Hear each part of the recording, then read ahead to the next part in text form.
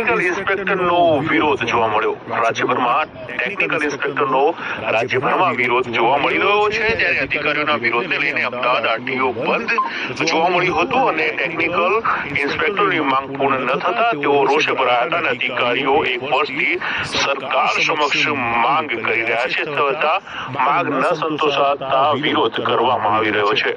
આ ખાતાકીય તપાસો છે એના કારણે પ્રમોશન અટકી ગયેલા છે. 11 વર્ષથી પ્રમોશન નથી આપી શકેલા.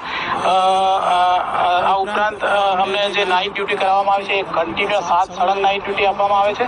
અમારા ડ્યુટીના લગતા પણ પ્રશ્નો છે, ચેકપોઇન્ટને લગતા પ્રશ્નો છે અને ડિસ્ટ્રિક્ટને લગતા પણ પ્રશ્નો છે. અમે ઘણા બધા પ્રશ્નોનો સામનો કરી રહ્યા છીએ, પરંતુ મુખ્યત્વે અમે ખાતાકીય તપાસોથી ખૂબ તકલીફમાં છીએ.